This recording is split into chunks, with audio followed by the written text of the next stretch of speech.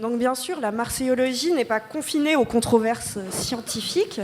Elle inonde souvent pour le pire les discours médiatiques et politiques. Ces discours sont truffés de références qui fondent une trame discursive composée d'incontournables références. Marseille, une ville rebelle, une ville multiculturelle, gangrénée par le clientélisme. On en passe, et on aura l'occasion d'y revenir, parce que comme on l'a déjà dit un certain nombre de fois, on a un bingo de marseillologie organisé samedi, ici même. Donc on a à côté de nous 4 journalistes qui vont nous expliquer comment jongler, désarmer, utiliser ce langage commun. Il ne s'agit pas ici de mettre en procès les journaux, et encore moins le travail des journalistes, mais plutôt d'essayer de comprendre comment on fabrique l'information à Marseille et sur Marseille. Et ce que ça nous dit de la construction, de la spécificité, de la particularité de la ville.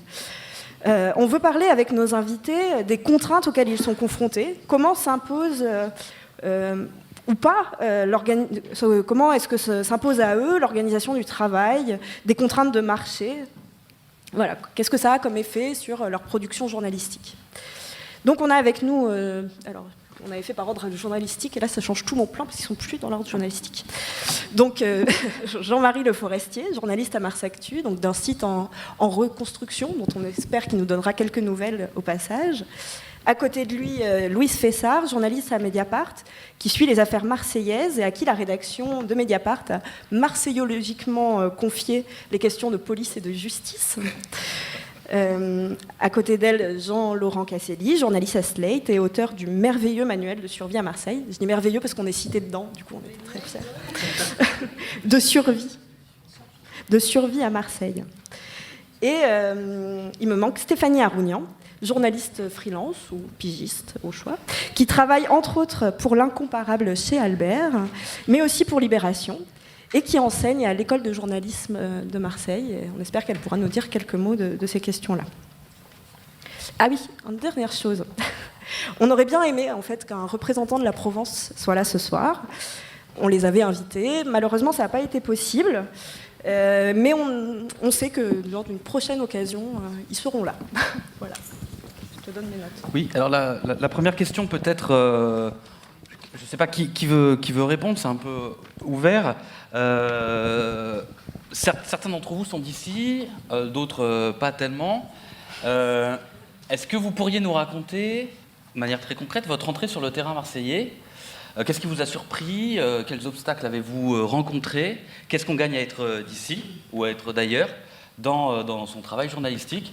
Alors peut-être Jean-Marie, qui vient de Bretagne, comment ça s'est passé ton entrée sur le terrain marseillais ? Mon entrée sur le terrain marseillais, je pense que faut que je demande à Stéphanie comment ça s'est passé, parce que moi je suis passé par l'école de journalisme de Marseille, et Stéphanie était ma prof. Et ce qui était terrible, alors je pense pas que ce soit Stéphanie qui nous ait forcé de faire ça, mais on nous a envoyés à la foire de Marseille. Je sais pas si vous imaginez le truc. Vous arrivez, moi j'avais milité à la fac, dans les syndicats étudiants, je rêvais de journalisme politique, et on me dit va à la foire de Marseille, tu trouveras une montagne de sujets. Et donc je comprends ce qu'on a voulu me faire faire. C'est du journalisme classique de presse quotidienne régionale. Et on me dit, mais t'es breton, il y a des stands de crêpes, les clichés sont là aussi. C'était pas toi, Stéphanie. Mais c'était ça. Alors, vous repérez les Gwenadu, nos drapeaux blancs et noirs, qu'on est très fort pour mettre partout. Dès qu'on va quelque part, nous les Bretons, on les pose comme ça. Donc voilà, je suis arrivé à Marseille par ce biais-là. Mais ma vraie entrée dans le métier, parce que là c'était, on va dire, pour simplement s'entraîner un peu, répondre aux 5 questions du journaliste, qui, quoi, pourquoi, comment, où. Là, quand on rentre clairement dans le métier, c'est plutôt un côté, mais de toute façon, si t'es pas d'ici, tu comprendras pas, t'y arriveras pas. Et puis, si t'y arrives, au moins 7 ans. Pour comprendre Marseille, il faut 7 ans.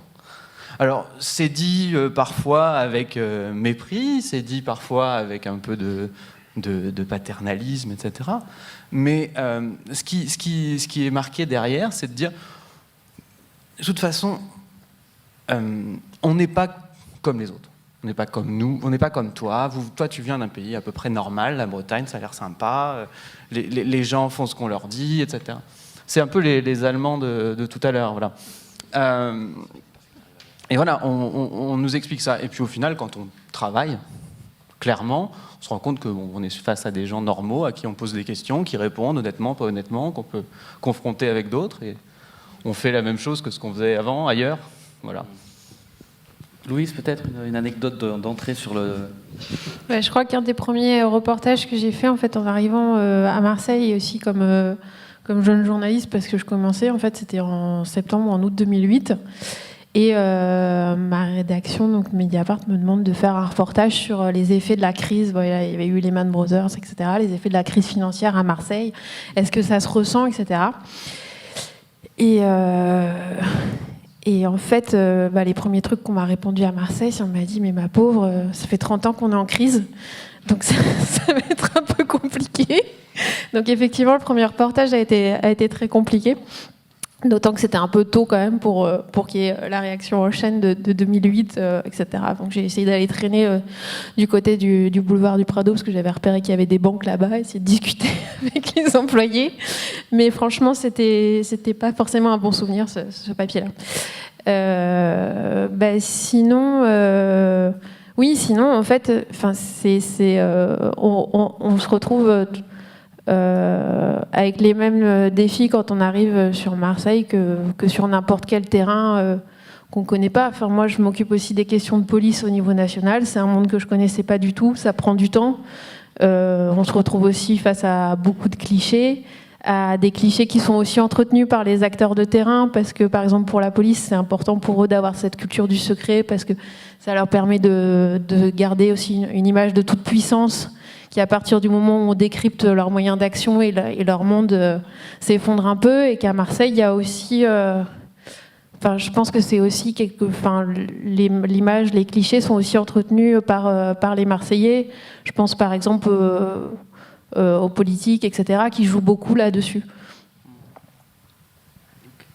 Jean-Laurent, Ouais, moi j'ai une expérience un peu différente parce que je suis pas correspondant à Marseille. Je suis pas en permanence physiquement à Marseille, et puis j'écris pas que sur Marseille, donc j'ai moins d'expérience sur tout ce qui va être le journalisme politique ou l'OM ou tous les sujets qu'il faut traiter quand on doit traiter tous les sujets quand on est un correspondant. Mais par rapport à mon expérience du bouquin sur Marseille, donc qui était le manuel de survie, l'idée c'était vraiment de prendre tous les clichés et d'en rajouter 2 tonnes. Donc c'est vrai que j'avais pas les mêmes problématiques que les autres, tu vois. J'étais moins dans l'idée de déconstruction et de travail de recul, de prise de recul. Enfin plutôt j'étais dans un mouvement de prise de recul pour revenir sur ce qui pourrait être la caricature absolue, insupportable d'un condensé de tous les clichés négatifs ou positifs sur Marseille. Voilà. Stéphanie, c'est un petit peu différent également parce que... Oui, je suis différente parce que je suis née à Marseille, donc voilà, pardon. Mais moi, j'ai justement un parcours inverse, c'est que j'ai commencé à travailler à Paris, en fait, puisque j'ai fait mon école à Paris, et donc le premier terrain que j'ai eu, auquel j'ai été confrontée, c'était Paris. Et en fait, c'est plutôt là-bas qu'on m'a fait comprendre que j'étais marseillaise, parce que j'étais la seule marseillaise de ma promo, et il fallait au début que je sois la marseillaise de service, ce qui après a été le cas dans les rédactions où j'ai commencé. Quand l'OM perdait, j'étais obligatoirement questionnée, alors que je comprends rien en foot, donc on me demandait alors, t'as vu, je disais vaguement, j'avais toujours, voilà, j'étais la marseillaise de service. Et mais donc sur le terrain, au contraire, j'ai fait mes armes ailleurs, et j'ai plutôt l'impression que c'est quand je suis rentrée ici que j'ai découvert, au contraire, une façon normale de pratiquer mon métier. D'autant qu'on va dire beaucoup de choses négatives sur le journalisme à Marseille, les journalistes à Marseille, les journalistes de Marseille, etc. Mais c'est quand même le terrain de jeu le plus exceptionnel pour des journalistes, qu'on soit marseillais ou pas. Donc moi, je suis revenue ici...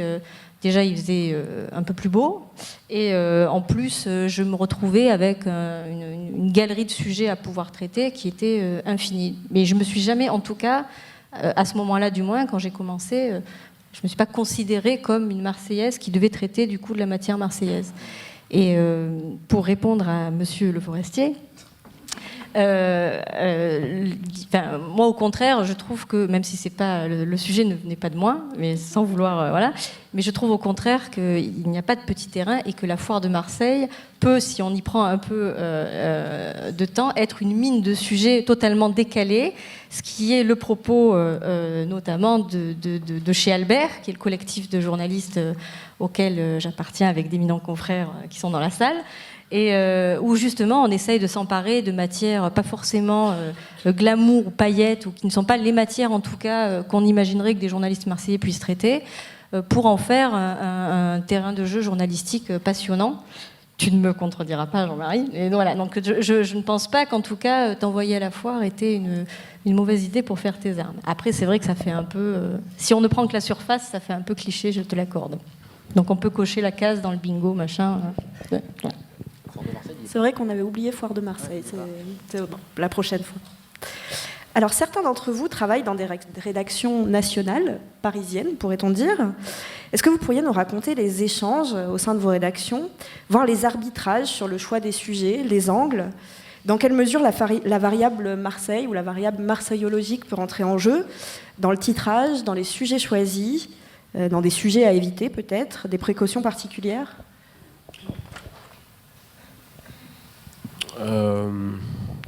Ouais, sur les parce que je pense que la question c'est les clichés qui peuvent être peut-être enfin les idées préconçues qui peuvent être celles des rédactions en chef ou des journalistes qui ne sont pas présents sur place. Oui, ou des focales aussi qu'on peut vous, que vous pouvez être amené à adopter. Des sujets qui seraient plus traitables que d'autres, car plus attendus à la fois par les lecteurs peut-être. C'est vrai que là pour donc Slate où je travaille, on a publié un article de Jérémy Collado qui est ici dans la salle cette semaine. Sur justement le bouquin de Peraldi qui était là tout à l'heure et la Marseillologie sur Marseille comme une ville banale. Et c'est intéressant parce que c'est le genre de sujet qui est rarement traité par un média parisien, quoi. C'est-à-dire ne pas parler de ce qui est exceptionnel, ce qui est marginal ou qui marche pas, mais qui est quelque chose que c'est ce qui est dans l'article, c'est qu'il y a plus de propriétaires par exemple à Marseille qu'ailleurs, qu'il n'y a pas forcément plus d'étrangers, qu'il y a beaucoup de classes moyennes, donc il y a tout un pan de la réalité marseillaise dont on parle pas. Mais ça c'est le problème des médias en général, c'est le truc du train qui arrive à l'heure, quoi. On parle pas de ce qui semble être dans l'ordre des choses, mais c'était l'occasion par exemple de rappeler qu'à Marseille aussi on n'est pas obligé de faire dans le sensationnel, par exemple, pour traiter la ville. Mais c'est vrai que je pense que c'est pas forcément possible dans toutes les rédactions. Par exemple, à Libé, il y a des précommandes, des attendus. Alors, moi, je n'ai en charge la correspondance que depuis le mois de février. Et alors, je suis désolée, ça va être encore une fois sans paillettes, mais je n'ai aucune consigne particulière et je n'ai pas senti, en tout cas de la part de ma rédaction en chef, de volonté de véritablement traiter Marseille à travers le cliché marseillais, etc. Après, c'est surtout au lecteur de répondre, en fait. C'est pas forcément Alors après, nous, on fait peut-être de la marseillologie sans le savoir, mais ça, c'est encore un autre débat. Mais c'est surtout au lecteur de dire s'il retrouve justement une image biaisée dans les médias nationaux. Moi, ce que je sais, et ça je l'avais déjà constaté auparavant quand je travaillais pour un autre média national, c'est que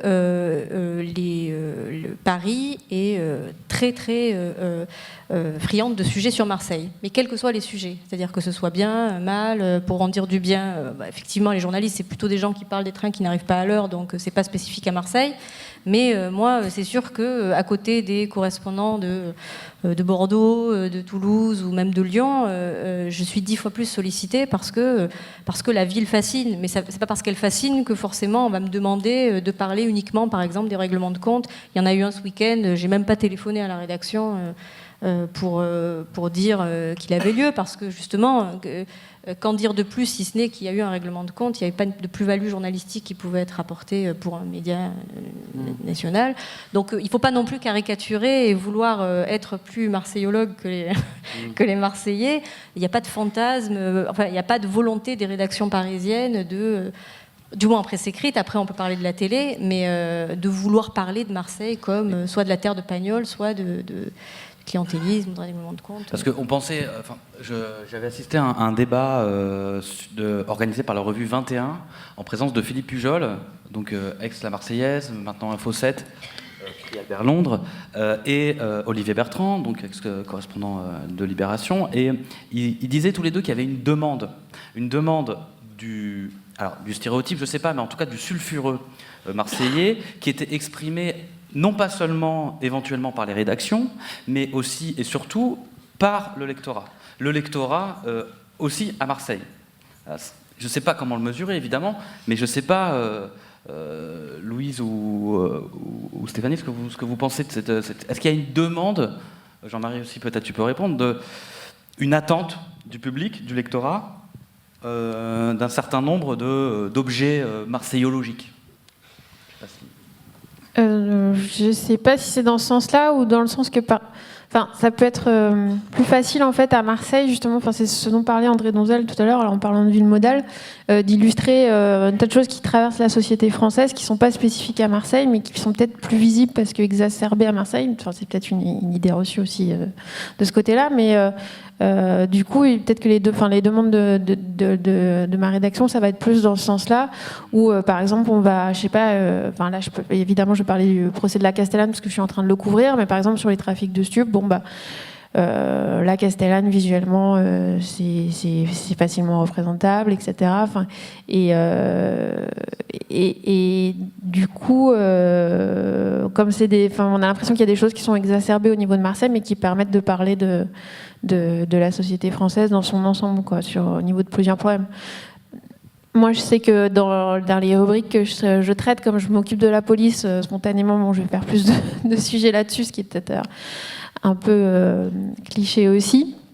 C'est une autre des focales de ma rédaction, c'est que toutes les affaires politiques, argent, etc., on aime beaucoup, donc on traite beaucoup du clientélisme, et j'ai fait beaucoup d'articles sur le clientélisme à Marseille, parce que c'était aussi une demande de ma rédaction, mais on en a fait aussi beaucoup en région parisienne, effectivement, à Levallois-Perret, à Puteaux, dans les Hauts-de-Seine, c'est aussi un repère de clientélisme.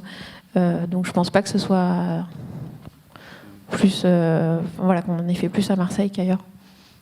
Mais il y a un vrai... je pense que clairement, les gens hors de Marseille ont envie de lire des choses sur Marseille. On parlait de la mauvaise réputation. Ça doit certainement entretenir une sorte de fantasme chez le lecteur ailleurs. Mais bon, après, on ne peut pas se substituer à lui, c'est à lui de nous le dire. Mais les Marseillais ne s'intéressent pas vraiment. Il n'y a qu'à voir les chiffres de vente des journaux. J'ai pas l'impression que les Marseillais eux-mêmes aient un appétit fou pour les histoires concernant leur ville. Ailleurs, oui, par contre. Je pense que clairement...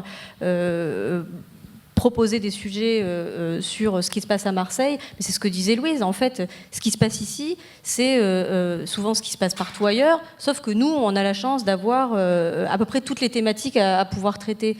Oui, le clientélisme, entre Balkany et les nôtres, je pense qu'il y a quand même match.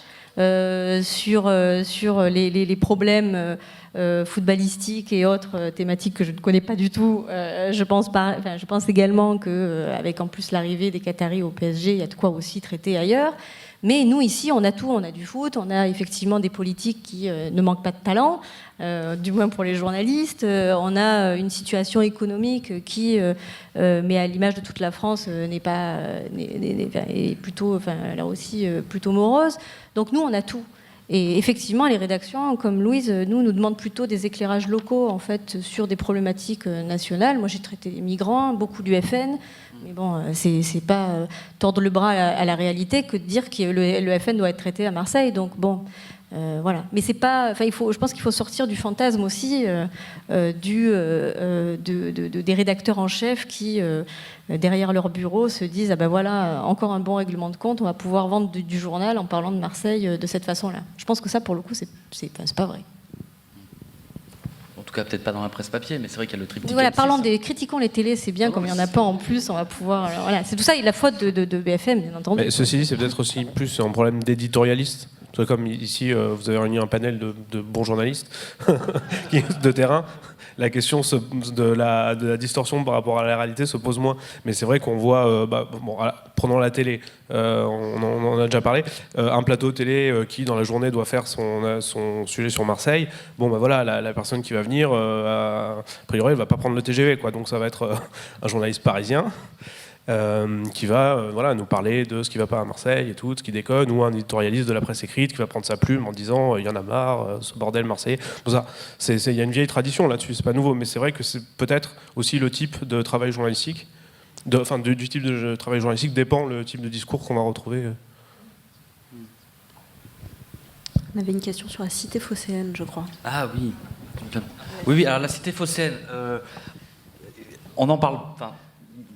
Tous ici, on n'en parle pas du tout, on évite, on essaye d'éviter de l'utiliser, ou en tout cas on met des guillemets pour bien mettre à distance cette espèce de, pour le coup, de projection complètement stéréotypée de la ville. Alors du coup, on peut poser la question directement, pourquoi on n'utilise pas, vous n'utilisez pas, et vous refusez d'utiliser, par principe, cette expression, et à l'inverse du coup, pourquoi est-ce que dans tous les chapeaux de la presse écrite et dans les reportages télé, radio, on entend cité phocéenne. Jean-Marie. Est-ce que c'est qu'une facilité journalistique ou est-ce qu'il n'y a pas autre chose derrière en termes de folklorisation d'une ville, de ses habitants et des phénomènes qui s'y passent ? Ce qui est sûr, en tout cas, on parlait des reportages M6, zone interdite, les taxis, les poubelles, la corruption, la violence, comme tu me souffles gentiment. La cité phocéenne, c'est le terme qui va amener tout ça derrière, quoi. On sent bien que c'est l'enchaînement de facilités journalistiques et l'idée que on sait que ça plaît, que ça fait de l'audience. Et derrière, on les voit s'enchaîner, ces thèmes-là. Et cité phocéenne, c'est une forme de réaction à tout ça. De ne pas l'utiliser, c'est une forme de réaction. C'est juste dire, c'est un symbole pour éviter la fainéantise. C'est un rappel, en disant, oui, on a mis Marseille 3 fois, 4 fois dans le même papier, il faudrait bien qu'on ait un synonyme, il faudrait bien qu'on ait quelque chose, parce qu'autrement, c'est moche, c'est mal écrit, tout ça. Mais on sait bien derrière que, en faisant ça, on essaye de faire finalement réfléchir tous ceux qui vont l'utiliser sans y réfléchir.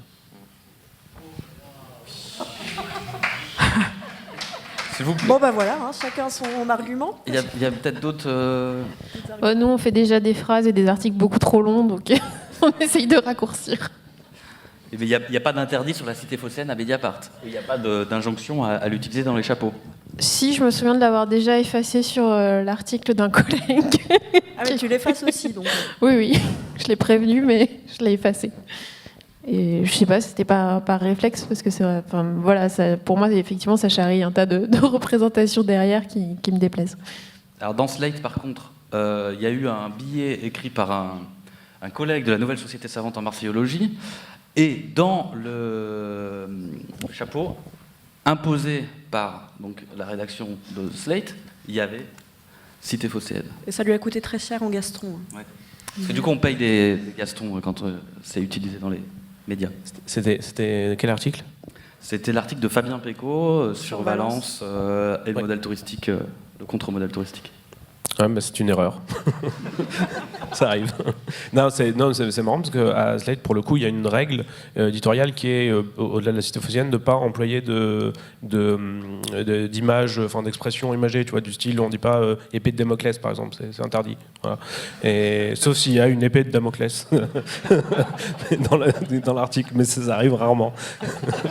Donc, du coup, normalement, on n'aurait pas. Ouais, c'est vrai qu'on n'emploie pas trop ce genre de cliché, mais je suis d'accord avec ce que tu as dit sur c'est vrai que tu as besoin d'avoir un synonyme parce que sinon tu te dis 10 fois Marseille, mais c'est surtout que Cité phocéenne arrive avec tout son cortège d'images. Voilà quoi, tu marques Cité phocéenne, on sait ce qui va se passer dans l'article quoi. Alors moi, je suis beaucoup plus allergique du côté de la Canebière, sur la Canebière. Quand on habite à Marseille, on sait que c'est pas non plus là que se passe vraiment. Voilà. Moi, je pire que la cité phocéenne parce que la cité phocéenne, c'est surtout moche. Mais oui, c'est la cité phocéenne. Enfin, si on prend vraiment le sens des mots, c'est plus une coquetterie des journalistes parce que ça fait moche de l'utiliser. Ça fait effectivement un peu un peu facilité journalistique, mais c'est parce qu'on se la pète, quoi. C'est uniquement pour ça qu'on l'utilise pas. Non, mais c'est la vérité. Moi, je réfléchis pas je me dis pas que c'est un acte de rébellion de pas l'utiliser, c'est parce que j'ai honte, quoi. Donc voilà. Mais en fait, ça veut dire ce que ça veut dire. Alors que du côté de la Canebière ou sur la Canebière, là, et ça, ils aiment plus, quoi. Voilà, la Canebière avec en fond sonore IAM, ça, c'est voilà. Là, on est bien dans le voilà. Et la bonne mère, le plan sur la bonne mère, bien sûr. La poissonnière également, et René Maléville derrière, bien sûr. Et d'ailleurs, j'en profite, je ne sais pas où il est Stéphane Sarpo. Dans le site de Marseille 3013, donc sur la communication donc, de cet événement, il y a écrit Cité phocéenne sans guillemets. Ça nous a été reproché. Ça nous a été reproché. On a eu un mail en disant mais vous vous foutez de nous là, il n'y a pas de guillemets là. Il a encore fallu payer donc des gastons. Il faudra l'enlever ou payer des gastons. C'est une façon de relancer le débat. C'est sympa.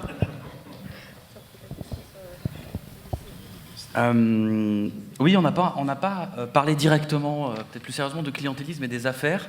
On se rendait compte également que dans la première table ronde, on n'avait pas tellement finalement parlé de politique.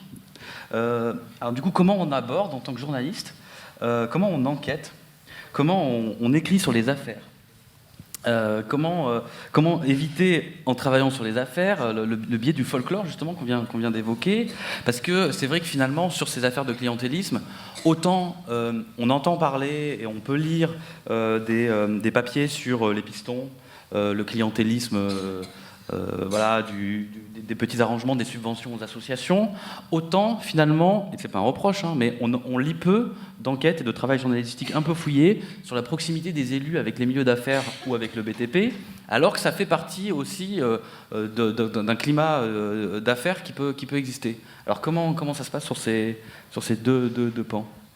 Parce que c'est beaucoup plus compliqué d'enquêter, je pense, sur... Sur ce qu'on peut appeler un clientélisme plus de riches, en fait, qui est moins direct. Je ne sais pas si ça va être un clientélisme de place, etc., où il n'y a pas de contrepartie directe, on se rend des services, etc. Et s'il n'y a pas d'enquête judiciaire en cours sur ce genre de pratique, on peut retrouver, par exemple, des noms qui reviennent sur des marchés publics, on peut retrouver des coïncidences. Mais de là à matérialiser en fait les échanges qui ont pu avoir lieu, c'est beaucoup plus compliqué. Je pense que sur un clientélisme qui concerne des logements, des emplois, des subventions, ou même en tant que journaliste à Marseille, des fois on peut être pratiquement témoin de l'échange qui va se passer entre l'élu et un possible électeur. Jean-Marie peut-être ? Oui, non, mais on a des politiques qui se cachent pas, en fait. Donc c'est Olivier Bertrand dans le débat dont tu parlais tout à l'heure qui disait il y a qu'à se baisser pour ramasser, quoi. Quelqu'un comme Bruno Gilles qu'on voit dans qui est le secrétaire départemental de l'UMP et qu'on voit dans tous les documentaires sur Marseille. Il y a encore celui de Xavier Monnier qui sort à la fin du mois. Bon, bah, ce documentaire-là, il y a Bruno Gilles, Renaud Muselier et Xavier Cachard, qui sont tous les trois du même secteur, 4e, 5e arrondissement, tous les trois élus les Républicains, qui décrivent par le menu un système clientéliste qu'ils n'attribuent qu'à la gauche guériniste, mais ils le décrivent avec une telle finesse, ils vous racontent ça tellement bien, et comment je te place deux fonctionnaires territoriaux là, les listes d'émargement. Les listes d'émargement, oui voilà, mais et puis même Xavier Cachard, il est avocat, on le met à la commission des marchés, voilà, ils disent que c'est important d'avoir quelqu'un juriste de chez soi.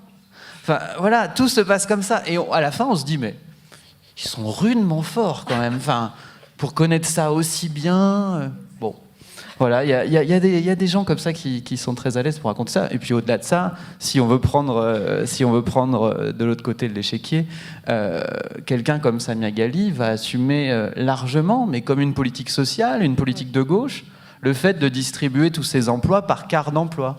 C'est-à-dire que Samia Ghali prend les emplois de sa mairie d'arrondissement et va dire très clairement, moi j'ai des gens qui sont dans la misère, qui viennent me voir, et pour les relancer, je vais prendre des quarts d'emploi municipaux. Alors c'est garder un stade ou autre chose. Et pour relancer les gens sur 3 mois, 6 mois, je vais leur donner ce petit quart d'emploi. Alors ça ne fait pas grand-chose en salaire, mais voilà, elle va l'assumer totalement, alors qu'on pourrait aussi le décrire comme un moyen d'avoir un nombre important d'habitants du secteur qui, d'une manière ou d'une autre, peuvent être redevables à leur élu de secteur.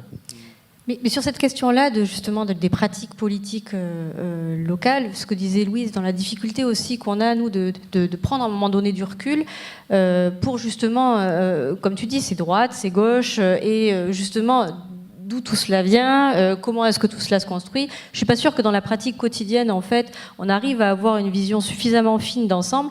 Et ça, c'est plutôt le travail j'en parle d'autant plus facilement que j'ai des camarades journalistes qui sont dans la salle et qui pourront peut-être nous en parler plus précisément tout à l'heure, Frédéric Legrand et Fanny Fontan, qui travaillent justement sur la question vraiment de presque des racines de la façon dont s'est construite la vie politique marseillaise et ces pratiques-là politiques qui partent tous de qui on sait, mais je les laisserai peut-être en parler tout à l'heure. Et il y a peut-être que justement le prisme, prendre du recul, cette prise de recul qui permet vraiment de décortiquer la toile que nous on a au quotidien, comme disait Olivier Bertrand. Oui, on se baisse, on ramasse, mais à force de ramasser, on sait plus ce qu'on a dans le panier, quoi. Donc, et le lecteur non plus ne sait plus. C'est quand on lit un papier sur la droite, on se dit ah bah oui, c'est tous des pourris. Un papier sur la gauche, c'est tous des pourris. Mais comment tout cela se tisse, comment tout cela impacte en fait réellement la vie politique marseillaise et la façon dont la ville est gérée. Moi, j'ai pas l'impression, en tout cas, que dans la presse quotidienne, on ait suffisamment de recul pour pouvoir vraiment décortiquer ça. Il faut laisser ça à des temps plus longs, comme celui du documentaire ou du bouquin. Voilà. C'est vrai que c'est des questions importantes aussi, ce que tu disais, la question de la dépendance aux sources, et du coup à la fois le fait que l'on parle aussi facilement à Marseille des questions de clientélisme, qu'il y ait des accusations sur ces sujets-là en permanence, et à la fois le fait que quand même les affaires judiciaires tendent à se concentrer sur un certain nombre de domaines. Ça influe sur le fait qu'il y a des choses qu'en fait dont vous pouvez difficilement parler, en tout cas. Les questions des milieux d'affaires et du BTP dont Nicolas parlait au début et dont il disait que c'était assez marginal finalement. Aussi, du coup, des questions plus larges.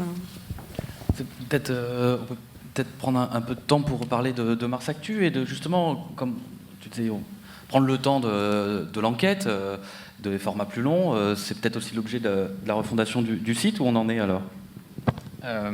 Où on en est, Mars Actu a été ses 5 ans d'existence. C'est un site, comme tu dis, d'enquête, mais pas que, de reportage, de décryptage. On attache beaucoup d'importance au data journalisme, au traitement des données, à justement la mise en comparaison de Marseille. C'était l'objet de la première table. Voilà, ça a été 5 ans, mais 5 ans d'un média gratuit qui a connu un modèle qui a connu ses limites parce que le tout publicitaire était une impasse, clairement. Donc on est 5 journalistes, un entrepreneur du numérique à avoir repris ce site au tribunal de commerce pour en faire un média sur abonnement. Média sur abonnement qui va se lancer au mois d'octobre, dans quelques jours maintenant. À la fois pour poursuivre ce qui a été entrepris, pour essayer de s'adjoindre de nouvelles plumes et de peut-être pousser sur justement les formats longs. On espère pouvoir fournir un format long par week-end. On était un peu absent le week-end. Aujourd'hui, on va essayer de faire ce travail, un petit peu de temps long en parallèle du travail quotidien dont parlait Stéphanie à l'instant. Et donc on se relance là avec en plus tout un système où pendant l'été, suite à un crowdfunding lancé en juin, un financement participatif, on a récolté 45 000 €, 850 personnes sont venues nous aider à nous relancer. Voilà, on a essayé tout l'été de faire un site qui corresponde aussi aux attentes des gens qui avaient participé. Donc il y a eu des questionnaires sur l'ensemble des aspects du site. Et donc voilà, ce que vous allez découvrir et qui va, je l'espère, vous convaincre dans les jours qui viennent, c'est aussi un élément où on a essayé d'associer nos lecteurs, parce que si on pique un slogan à nos amis du Ravi, il n'y a pas de presse pas pareil, sans lecteur pas pareil, et ça on y croit franchement. Merci pour ces bonnes nouvelles. Jean-Laurent, peut-être tu travailles à Slate sur les phénomènes de gentrification, si on veut, pas à Marseille, pas seulement à Marseille, mais comment, comme tu connais bien la ville, comment on pourrait qualifier ces processus ici? On dit souvent que la ville change, notamment marquée par l'arrivée de néo-arrivants, comme on dit. Quel regard tu portes là-dessus et comment tu vois un peu les choses? Est-ce que la ville de Marseille se parisianise? On parle de rooftop et de brunch. Comment ça se passe? C'est inquiétant. Et je vais te dire, je suis descendu de Saint-Charles et je suis tombé sur un truc qui s'appelle Cantine et Coworking. Et à côté, il y avait une piste cyclable. Je me suis dit là, quoi? Alors, je disais qu'il y avait un espace de coworking en bas de la gare Saint-Charles. J'avais pas vu la dernière fois, peut-être ça fait plus de temps que ça. Donc c'est un détail, mais c'est rigolo. Et sinon, pendant les municipales, j'avais écrit un article là-dessus sur il y avait une sorte de bulle sur l'idée que je crois que c'était le 5e, 4e, 5e, je sais plus quel secteur c'est, était en train de basculer parce que il y avait des néo-arrivants qui étaient soit des gens qui venaient de Paris ou d'ailleurs, qui avaient effectivement un peu le profil social des gentrifieurs, des bobos, et que donc ça allait faire basculer ce secteur à gauche, parce que notamment Carlotti avait mis pas mal l'accent sur clientélisme, c'est fini, tout ça. Et finalement, ça l'a pas fait, quoi. Donc voilà, du tout. et il y avait, je crois que c'était dans le Ravic, il y avait justement Bruno Gilles qui avait une phrase mythique où il disait si à chaque fois qu'un vieux Marseillais de ce secteur meurt et qu'il est remplacé par un moment parisien dans mon secteur, c'est vraiment que j'ai pas de bol, quoi. Et effectivement, le résultat Quand on vous disait que c'était un bon client. Ouais, le résultat lui a donné raison. Et donc voilà, c'est vrai qu'il y a eu beaucoup d'articles. Alors ça, c'est plus effectivement, Slate est plus un magazine qui parle beaucoup des modes de vie, style de vie, donc c'est des sujets qu'on traite. Et la presse aime bien traiter ça, le nouveau Marseille, le Marseille qui change, l'effet capitale de la culture, etc. Après, la brasserie Saint-Louis par rapport à la brasserie Barbès, il y a un écho quand même. Je sais pas si. Donc c'est deux cafés dans des endroits plutôt populaires, anciennement populaires, qui sont posés là, avec des tarifs qui n'ont plus rien à voir avec les voisins, avec des effets de cohabitation d'ailleurs sociaux étonnants, et on retrouve un petit peu les deux mêmes logiques. Oui, mais alors après, pour ce que j'en ai lu dernièrement, des chercheurs qui ont bossé là-dessus, j'ai l'impression qu'il y a quand même un mouvement de résistance. En tout cas, c'est vrai qu'il y a des implantations de bistrots, de bars, qui ressemblent plus vraiment au café populaire marseillaise, et donc on voit bien qu'ils touchent une population différente. Ça se voit pas mal dans certains secteurs du centre, mais après, j'ai l'impression que ça reste l'exception. Voilà, donc c'est très visible, quoi. C'est souvent ça aussi. C'est pour ça qu'on en parle beaucoup. Il y a un lieu qui arrive, donc on parle que de ça. C'était aussi un peu le cas à Paris avec la brasserie Barbès, où on s'est rendu compte qu'en fait, c'est pas forcément pour ça que le quartier évolue aussi vite, quoi. Donc moi, je serais assez mesuré. Après, Joël Gombin aura peut-être quelque chose à rajouter là-dessus, parce que je crois qu'il m'a dit que l'Estac était dans les chiffres qu'il avait regardés particulièrement concerné. Mais voilà. Joël, une réaction?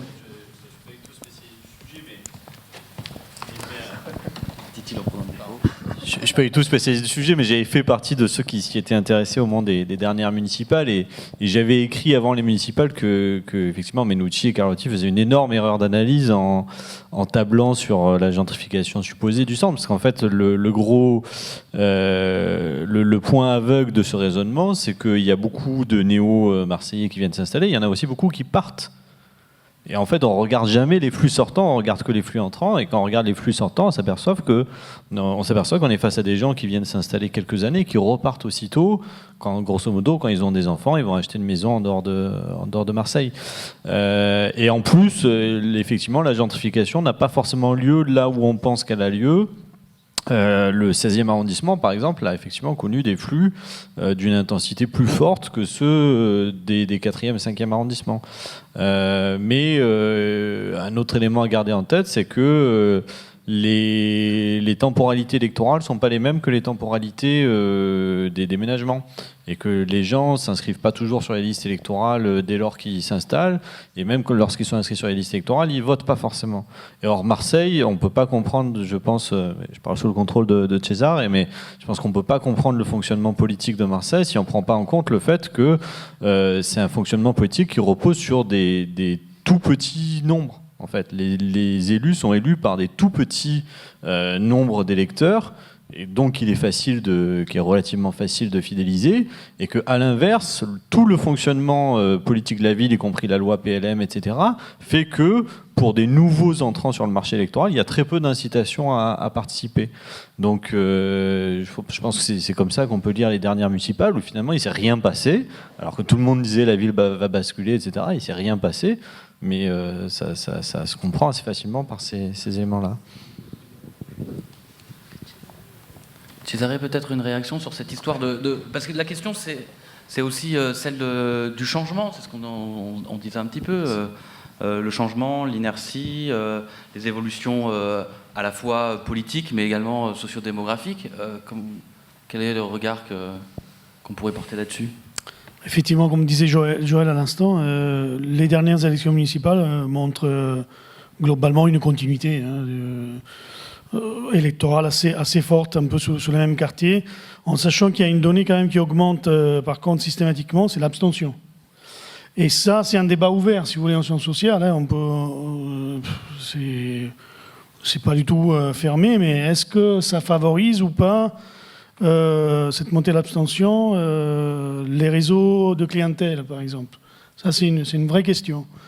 On peut répondre par la positive ou par la négative. Il faudrait vraiment travailler spécifiquement sous cet angle-là, parce que probablement, on se dit que s'il y a une augmentation de l'abstention, il y a quand même, peut-être, les réseaux clientélaires peuvent même se fortifier à certains endroits, parce que du coup, c'est des gens qui sont quand même sollicités systématiquement, qui sont derrière des réseaux de notables et d'élus, et qui, eux, vont se mobiliser. Et donc, du coup, voilà, on parlait de Boulon-Gilles, probablement. Là, on n'est pas loin de tout ça, quoi. Bon, après, il y a d'autres questions sur le journalisme, mais bon, c'est peut-être pour tout à l'heure. Ah non, mais vas-y, profite-en, t'as le micro. Quelle question sur... Alors, moi, j'aimerais bien, dans le futur, je pense qu'on organisera quelque chose là-dessus, du point de vue scientifique, mais savoir un peu la cuisine interne d'un certain nombre de journalistes sur les enquêtes, notamment sur... Il y a eu toute une période à Marseille qui est celle des années 2008, 2009, 2010, où je pense qu'il y a eu une vraie entreprise de dénonciation, quelque part, de la politique qui s'est mise en place de la part d'un certain nombre de journalistes. Ce qu'a fait Xavier Lemonnier, qui a été repris par vous, la Provence y est allée derrière, etc. Il s'est créé vraiment quelque chose. Moi, je me demande comment vous avez vécu un peu ces moments-là, est-ce que vous aviez l'impression aussi déjà à l'époque que 5, 6 ans, 7 ans plus tard comme aujourd'hui, somme toute, c'est globalement retombé, où il me semble que ce processus de dénonciation, il est tenu justement par des gens comme vous, par quelques magistrats, mais qu'il n'est pas repris par la société civile ni par les milieux politiques eux-mêmes. Est-ce que vous aviez déjà l'impression à l'époque que ça allait se passer comme ça, ou vous avez eu carrément l'idée qu'il y aurait eu un gros changement, une vague puissante, voire même une tangentopoli une manipulite à la Marseillaise. Voilà. Ça, j'aimerais bien un peu avoir vos avis. Merci. Ce qui est quand même un passage assez important, quoi, cette phase-là.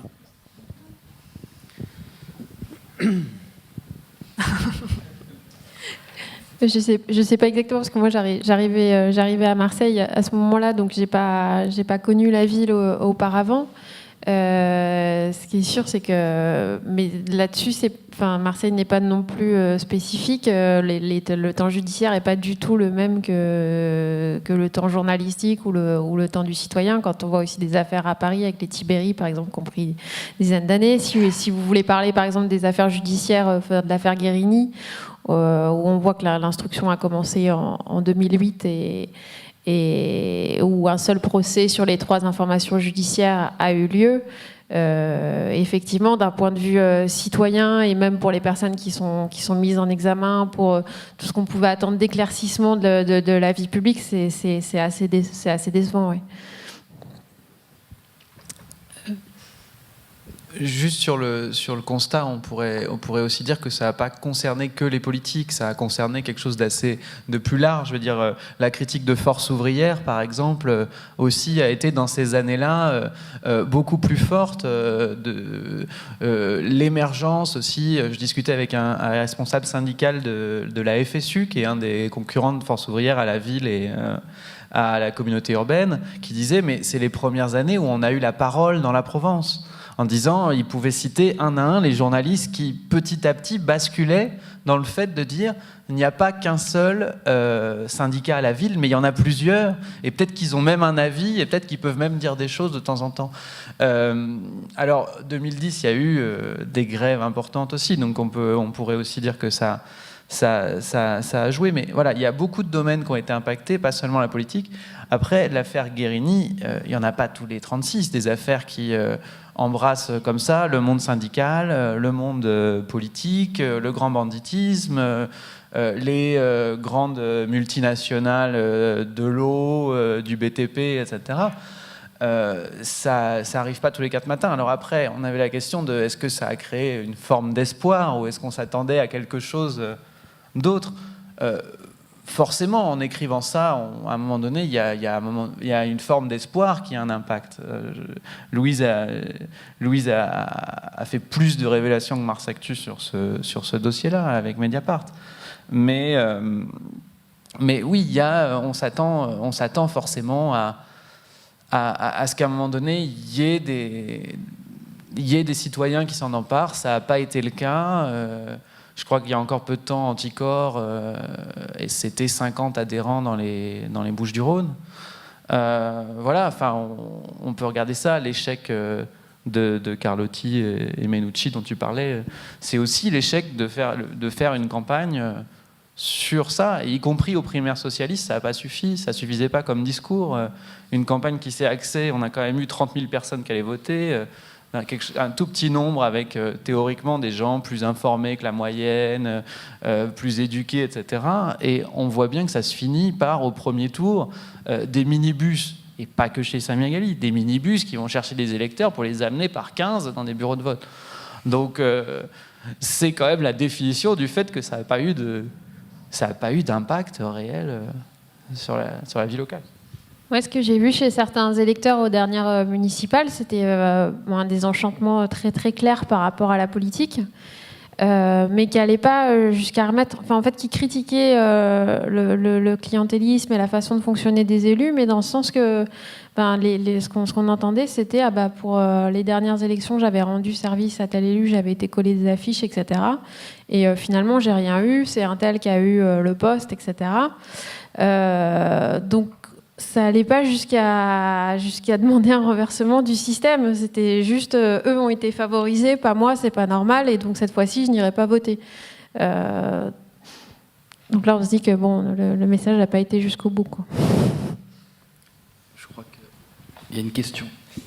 C'était pas tant une question que peut-être une intervention par rapport à ce que vous venez de dire.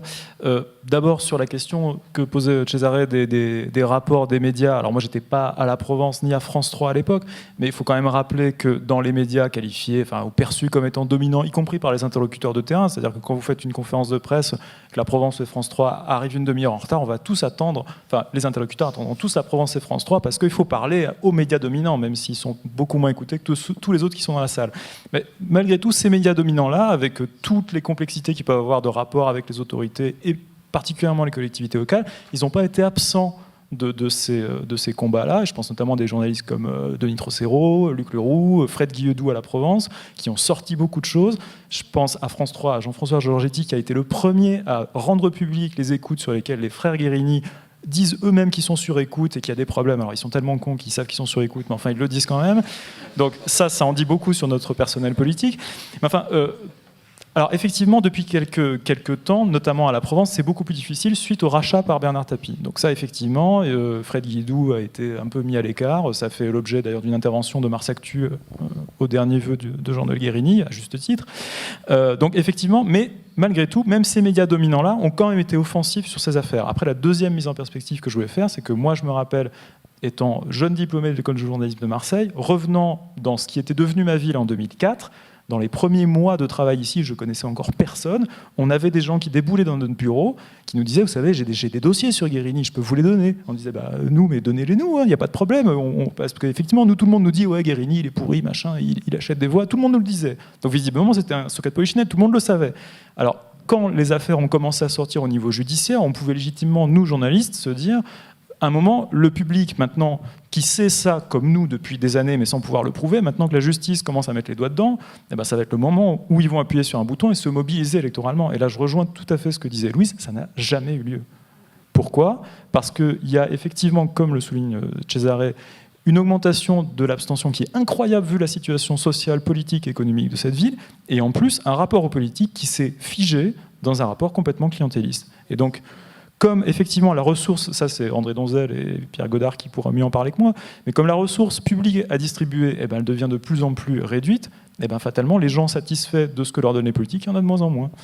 Et donc fatalement, ça ne va pas aller dans le sens d'une participation massive à une élection, et l'élection municipale de l'an dernier, c'est exactement ça. On n'a jamais eu autant d'abstention à Marseille, je pense à une municipale, avec à l'inverse un résultat électoral aussi écrasant. Donc, ce n'est pas uniquement les journalistes qui peuvent faire bouger les choses. Si on n'a pas de relais dans la population, ça ne bougera jamais. Et là, l'affaire Guérini, c'est le point culminant de ce système-là. C'est-à-dire que la justice met le doigt et commence à dévoiler des choses que tout le monde sait intuitivement, et ça ne mobilise pas le citoyen. Donc là, il y a un truc vraiment qui, en tant qu'électeur, en tant que citoyen à Marseille, doit nous interpeller. Pas mieux. D'autres questions, au fond, là, et... On a déjà 2 questions. Merci. Oui, moi je voudrais savoir, parce que comme disait le monsieur, à Marseille, les gens ne viennent pas. Et moi j'ai un vieux dictionnaire de Marseille des années 30, ça faisait déjà 800 000 habitants, et ça tourne depuis 40 ans, Marseille tourne autour de 800 000 habitants, alors que Montpellier a triplé, Nice a doublé, Aix a... alors là, n'en parlons pas, et que Toulouse, là, il y a énormément de gens qui vont à Toulouse, je ne sais pas pourquoi, c'est mieux Toulouse, c'est espagnol, je ne sais pas. Oui, c'est vrai, Toulouse, ça dégage énormément de gens qui arrivent, qui vont là-bas, je ne sais pas ce qu'il y a, peut-être la tauromachie, les sorties. Oui, ils sortent beaucoup le soir à Toulouse, ce qui paraît. C'est une ville très sortie, le soir, il y a beaucoup... C'est vrai, ma mère avait une amie, ils sortent beaucoup le soir, c'est les Espagnols. Bon, alors moi je voudrais savoir, parce que bon, c'est vrai que beaucoup de gens à Marseille, ils sont allés dans les villas, à Saint-Maximin, on a dit que Saint-Maximin, c'était le 17e arrondissement de Marseille. Hein, mais Saint-Maximin, c'est pas Marseille. Marseille est une ville qui fait 2 fois Paris, ils pourraient venir, il y a de la place ici. Pourquoi les gens ne viennent pas? Et moi, je suis né à Marseille, madame, comme vous, et je ne demande pas pardon. Moi, je ne vois pas ce dialogue que vous avez les jeunes aujourd'hui. Je suis né à Marseille, je demande pardon. Oh là là, excusez-moi l'expression. Je veux dire, je parle sous le contrôle de l'autre. J'ai peur. Maman, qu'est-ce qui va m'arriver? Il va me frapper, comme le monsieur là qui avait peur de parler, de se faire engueuler par lui. Alors, s'il y a des blaireaux dans la salle qui viennent m'engueuler, moi, j'ai pas peur. Hein. Bon, je veux dire, je suis issu de... Ouais, parce que là, je veux dire, il y en a marre de ces dialogues-là. Putain, nous, quand on était jeunes, je veux dire, on parlait. Il y a eu mai 68, je ne sais pas si vous savez, les jeunes des années 60, là, je ne sais pas, vous avez peur de tout, je ne sais pas ce qui vous avez, mais vous êtes un peu... vous avez peur. On va tâcher de s'améliorer et d'avoir moins Merci peur. beaucoup. Merci. Oui. Super. Alors, je crois pas savoir. Et après, pour la délinquance, je voudrais savoir, parce que s'il y a beaucoup de règlements de compte, ça ne veut pas dire, monsieur, qu'il y a plus de délinquance. Alors, est-ce qu'il n'y a pas des gens qui mouchardent plus, des indiques ici? Moi, je suis né à Marseille, je constate que ça moucharde dur à Marseille. C'est une ville infantilisée et bon, j'ai jamais eu d'accessif. Je me rappelle ma mère, ce qu'elle m'a dit à Marseille, pour avoir un accessif, il faut avaler des couleuvres. Et moi, c'est pas mon genre, donc j'ai jamais eu d'accessif. Mais j'ai eu une très belle vie quand même, merci. Alors, je voudrais savoir s'il n'y a pas trop de mouchardage, parce que le mouchardage, il tue des mecs qui mouchardent, bien sûr.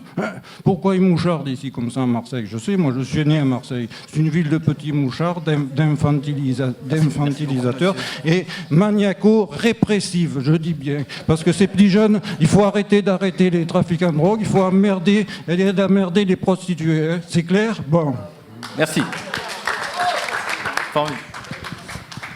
Oui, j'avais une question peut-être un peu provocante pour des journalistes. Est-ce que vous n'avez pas envie parfois d'utiliser le ressort de la fiction pour raconter du documentaire et des enquêtes? Évidemment, je pense à David Simon qui a fait un travail incroyable à Baltimore avec The Wire. Est-ce que ça vous traverse pas l'esprit? Parce que vous avez des dossiers que vous pouvez peut-être pas sortir pour cause de diffamation ou autre. Est-ce que vous n'avez pas envie d'utiliser les ressorts de la fiction? C'est l'écart de la série de Netflix là, qui m'a fait penser à ça tout à l'heure. Voilà, ce serait bien de voir un autre point de vue que ce qu'est en train de préparer Dan Frank sur Marseille. Et j'imagine que vous avez toute la matière pour faire un portrait très sociologique comme il a été fait à Baltimore de Marseille. Alors, pour ce qui est de l'introduction de la fiction dans en tout cas, pourquoi ne pas traiter de sujets par la fiction, puisqu'on ne pourrait pas les traiter journalistiquement? C'est le sens de... Disons que, oui, c'est peut-être plus facile d'utiliser une fiction très documentée, comme ça a été fait, par exemple, à Baltimore. Ouais. Après, ce qu'a fait aussi, ce qui a été fait sur Baltimore, ça partait quand même au départ d'une expérience journalistique. Oui, c'est bien pour ça que je vous pose la question. Dans le fond, en fait, le journaliste, lui, il est là pour parler des faits. Après, on est tous une bande d'écrivains frustrés, de romanciers frustrés. Donc ça, voilà, le jour où on aura le talent pour écrire des bouquins, je pense que si seulement on l'avait, on s'y serait déjà mis. Mais en tout cas, par contre, là où je vois, là où le champ des possibles est beaucoup plus large, c'est justement dans la forme que peuvent prendre les articles que l'on écrit. Et là, c'était tout le propos justement de ce qu'on avait voulu initier avec le collectif chez Albert, où justement on avait imaginé une sorte de cours de récré pour journalistes, avec la possibilité justement de s'emparer d'une matière d'actualité ou que l'on traitait quotidiennement dans nos médias, et pouvoir la traiter justement avec soit un angle décalé, soit dans la façon de parler, en revisitant des styles qui sont déjà vieux, hein, le gonzo, ou au contraire en inventant notamment un personnage de fiction. On avait fait ça pour les présidentielles, on avait pris les deux noms les plus répandus, Clément Chassot, ici présent, s'en souvient encore, et on avait créé un personnage fictif et qui par la suite donc rencontrait des situations qui elles ne l'étaient pas. Donc on peut s'amuser dans la forme autant qu'on veut, et le problème c'est qu'il n'y a pas vraiment de support en fait qui pour l'instant accueille ce genre de production. Mais moi je suis comme vous, je rêve que de ça, hein, d'écrire autrement qu'avec les codes que nous imposent nos rédactions, parce que déjà il faut rentrer dans le cadre, il ne faut pas trop bousculer les lecteurs, même si quand même les médias qu'on représente essayent de le faire à défaut d'y arriver. Mais voilà, il y a des espaces, en tout cas c'est celui qu'on a essayé de créer avec chez Albert. Il y a tout un tas d'expériences comme ça qui naissent en France, hein. Donc là-dessus, il y a un vrai chantier, et moi j'y vais quand vous voulez, hein, donc Je n'ai pas de fond, malheureusement. Juste peut-être, je suis complètement d'accord avec tout ce qu'a dit Stéphanie. Juste ce qu'on peut rajouter, c'est aussi, a été évoquée la question de la diffamation et de la difficulté. Il y a un travail qui est emblématique de ça, c'est le travail de Denis Robert sur Clearstream, et qui aujourd'hui choisit le théâtre, la littérature, la peinture pour raconter la corruption, raconter tout ça. Et il faut bien voir que c'est une guerre déséquilibrée que mènent les journalistes, notamment quand ils s'attaquent, comme Denis Robert, aux puissances d'argent.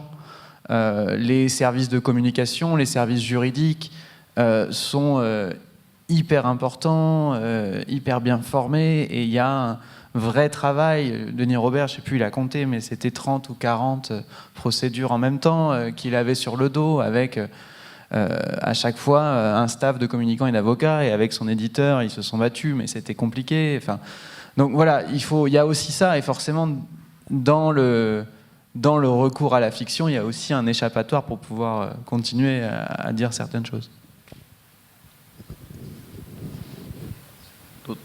D'autres questions, peut-être dans la salle? Ouais.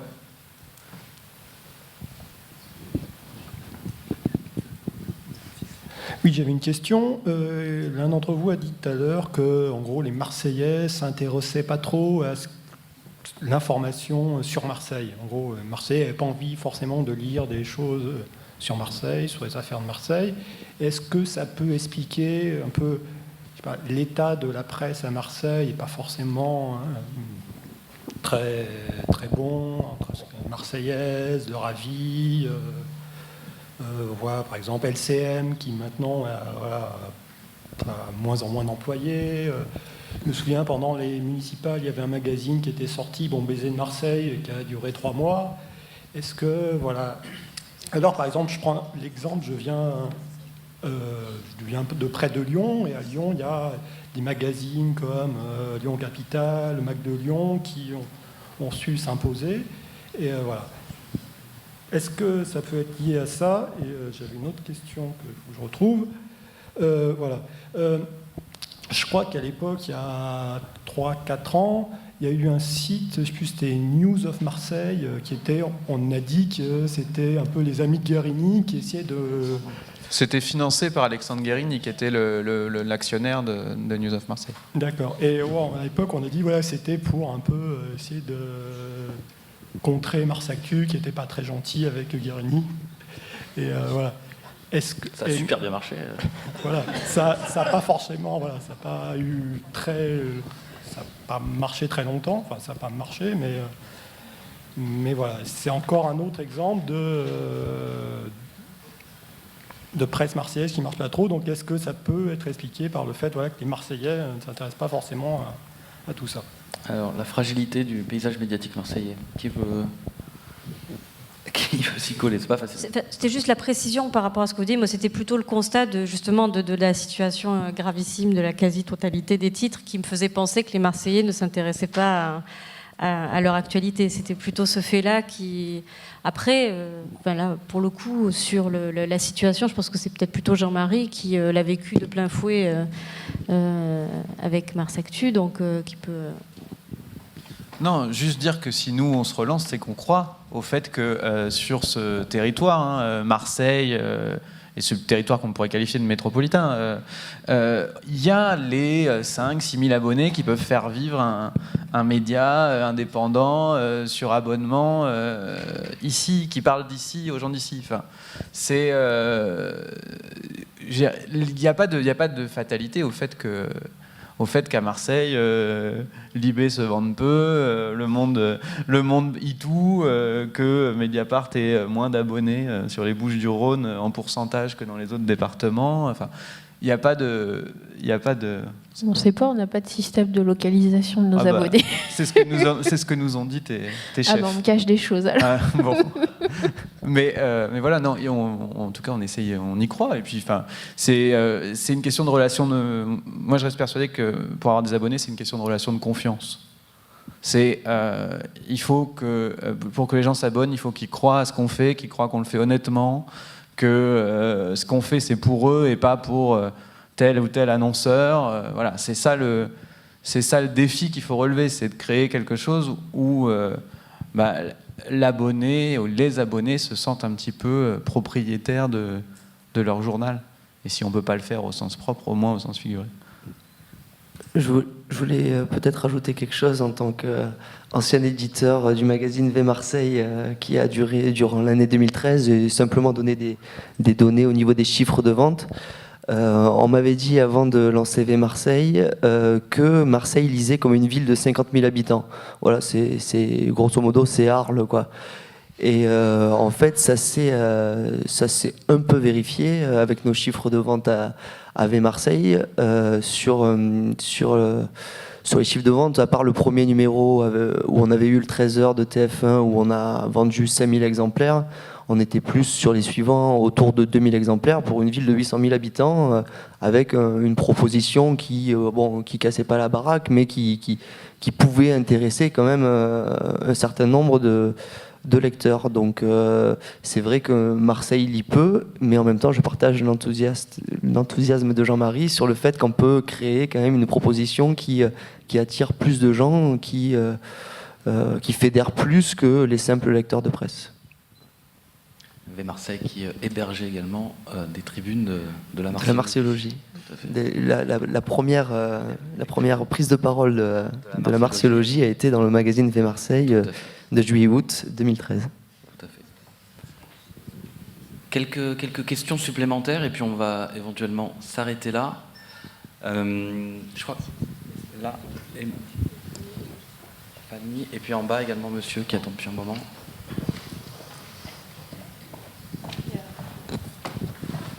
Là. Et monsieur, les deux questions peut-être. Pardon. Merci. Je voulais juste savoir pourquoi vous n'aviez pas invité de personnes de la télé ou de la radio, voilà, juste pour débattre des médias à Marseille et comment on traite Marseille. Alors c'est vrai qu'on s'est posé la question, mais un peu tard. C'est vrai je pense que en fait, c'est vraiment un prisme. Enfin, en tout cas dans mon cas, c'est que j'écoute beaucoup plus. Enfin, je lis beaucoup plus la presse que je ne l'écoute et que je la vois. Alors n'en parlons même pas. Et du coup, je pense que ça part vraiment de là, dans le sens qu'on a commencé à discuter de notre projet avec des journalistes de presse écrite. Et c'est vrai qu'on s'est fait la remarque, mais une fois que c'était booké. Et après, en fait, on est aussi resté beaucoup de temps à essayer d'avoir la Provence ou la Marseillaise, à avoir un autre localier marseillais. Et du coup, à essayer de ce côté-là, on a passé du temps à avoir des réponses, etc. Mais c'est vrai qu'on s'est posé la question et que ça manque, et que c'est un prisme qui manque ce soir. Oui, il manque plein de gens, évidemment. On ne peut pas, sur un petit panel, représenter la presse locale. Ça sera pour un autre débat, peut-être au MUSEM l'année prochaine. Monsieur, pour la dernière question ? Oui, bonsoir. J'ai une question par rapport à votre présentation, en fait.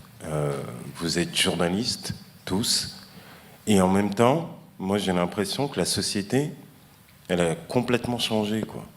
C'est-à-dire que vous avez des codes d'écriture, des codes de présentation qui ne collent absolument pas avec ce qui se passe sur le terrain, en fait. Comment l'information sur le terrain est véhiculée d'un citoyen à un autre. Donc, là, le débat est circonscrit à la presse écrite, parce que j'ai bien compris, c'est ça ? Presse web également. Presse web aussi. Web, écrite, quoi. Mais voilà, à aucun moment j'ai entendu parler de multimédia. Il y a deux représentants de Pure Player, donc. Je suis d'accord, mais en même temps, Trois. Ouais, ok. Il n'y a qu'un seul représentant de la presse écrite. C'est pas une critique, c'est en termes de développement de propos, en quelque sorte. C'est-à-dire que là, vous avez une assistance qui est là aussi pour écouter cette nouvelle approche journalistique. Et pas simplement des débats entre collègues en disant ah oui, oui, on est en train de mourir, oui. Mais qu'est-ce qu'on propose ? Qu'est-ce qu'on propose à cette population qui, justement, ne lit plus, picore des informations ici et là ? Quelles sont les nouvelles formes d'une part de compréhension de votre métier, en termes économiques aussi, parce que là, vous êtes un panel sympa, mais je pense qu'il y a beaucoup de journalistes qui crèvent la dalle, quoi. Vraiment. Je peux me permettre de sans répondre déconner, à cette... Il y en a beaucoup, il y en a vraiment beaucoup. Il ne faut pas que vous pensiez que parce qu'il y a des gros titres derrière, ça crève pas la dalle. Oui, voilà. Donc, non, mais juste simplement par rapport à ce que vous disiez, pour vous répondre, comme ça au moins vous n'avez pas le sentiment d'avoir parlé dans le vide. Donc, je fais partie des intervenants de l'école de journalisme, et moi, c'est des questions que je débat avec mes étudiants. Certains étaient là d'ailleurs tout à l'heure. C'est justement dans quel monde, comment est-ce que votre pratique journalistique doit s'adapter au monde, et non pas comment le monde doit s'adapter à votre pratique journalistique. Ça, je suis tout à fait d'accord avec vous. Et d'ailleurs, c'est ce qu'on disait, les nouvelles formes, oui. Et la principale, si les gens ne lisent pas les journaux, c'est peut-être aussi parce que parce qu'on n'est pas assez bon. Moi là-dessus, je suis complètement... Enfin, je veux bien entendre ça, et c'est probablement vrai, si on est passionné, il nous lirait. Mais après, il ne faut pas penser que justement tous les médias représentés ici ne sont pas dans ces questionnements-là. Là, on était sur la marseillologie et ce que ça voulait dire justement de parler de Marseille. On n'était pas sur est-ce que le journalisme tel que nous le pratiquons a un avenir. Je pense qu'on a tous compris. Oui, nous, mais en c'est tout un cas, rapport. C'est un rapport. Non, mais vous avez trois pure players. Libération vient de refaire son site. On a bien compris que ça se passait plus de la même façon. C'est un rapport aussi. Mais oui, mais par exemple, on nous demande cette question-là, il ne faut pas penser qu'elle est complètement exclue de nos... tous les jours, on se pose la question, comment est-ce que cette information va être traitée? Quelle est la façon la plus pertinente de la traiter? Est-ce qu'elle va intéresser le lecteur? Il ne faut pas imaginer, justement, qu'on est dans notre tour d'ivoire et que, justement, le monde... on passe nos journées au contact du monde, contrairement à ce que vous imaginez. Mais je pense que ce n'est pas forcément de votre faute, au fait. C'est la faute de qui, alors? Non, je pense aussi que c'est à cause de la contrition économique dans laquelle vous êtes, quoi. C'est-à-dire que vous traitez de l'information, certes, mais est-ce que vous avez une opinion au final? Est-ce que vous avez une opinion? En Angleterre, par exemple, aux États-Unis, par exemple, il y a des lecteurs, il y a des gens qui consomment de l'information, mais pourquoi? Pourquoi? Parce que les journalistes ont une opinion. En France, je suis désolé, on est formaté. Les journalistes sont extrêmement formatés en termes d'écriture, en termes de propositions d'écrit. Il y a très peu de différence entre un média et un autre. C'est vraiment très fin, quoi. C'est vraiment très fin en termes je sais pas. Je suis pas surpris quand je sais pas, d'un journal à un autre, je suis absolument pas surpris, quoi. Moi, je serais pas tout à fait, même pas du tout d'accord sur ce que vous dites sur les médias anglo-saxons, parce que je pense qu'au contraire, ils font beaucoup mieux la distinction entre tout ce qui va être éditoriaux et puis ce qui va être papier factuel. Par contre, là où ils sont nettement meilleurs, c'est sûr que c'est dans la réflexion qu'ils ont sur les sujets et la mise en scène de leurs sujets. Là, quand on prend le site, par exemple, du Guardian ou du New York Times, où derrière, il n'y a pas du tout les mêmes moyens, puisque au New York Times, ils vont avoir, par exemple, une équipe de, je sais plus, ils ont plus de 30, voire une centaine de personnes qui, à temps plein, réfléchit à ce que vont être les médias de demain. Là, en termes de... ou par exemple, le Guardian, juste après les émeutes qu'il y avait pu avoir à Londres, dans les jours qui suivaient, ils avaient des cartes qui représentaient les lieux d'origine des émeutiers qui avaient été interpellés et jugés par le système judiciaire. Là, en fait, il y a effectivement beaucoup de choses dont on pourrait s'inspirer. Plus d'imaginaire et peut-être plus de moyens aussi derrière pour monter ce genre de dispositif. Juste pour répondre, nous on essaye justement de développer les nouveaux formats, le traitement de données, etc. Il y a une règle qu'on écrit tout le temps et qu'on a toujours en tête, c'est il faut plaire à Bart et à Lisa Simpson. Il faut plaire à Bart parce qu'il faut que ce soit facilement accessible, il faut que ce soit bien fait, joli, etc. Il faut plaire à Lisa Simpson parce qu'il faut aller chercher... Non, mais parce qu'il faut aller chercher l'information, aller au bout de l'information et essayer d'en donner le maximum pour que la compréhension du sujet soit la plus importante. Donc, on est en permanence dans ce dialogue entre Bart et Lisa, mais la difficulté, c'est que quand on a peu de moyens, c'est Lisa qui gagne. C'est toujours Lisa qui gagne quand on a peu de moyens. C'est-à-dire qu'on peut être inventif, etc., tant qu'on veut. Mais à un moment donné, aller chercher les données, ça c'est notre boulot de base, c'est-à-dire aller chercher des documents, interroger les administrations pour avoir tel ou tel chiffre, ça on sait faire, mais toute la partie qui consiste à la rendre plus jolie, plus sexy, etc., c'est souvent plus de moyens de développement, le fait d'avoir besoin d'un graphiste, de gens dont ça va être le métier, et ça c'est un vrai souci, mais on en est conscient et en permanence, on travaille sur ce genre de choses.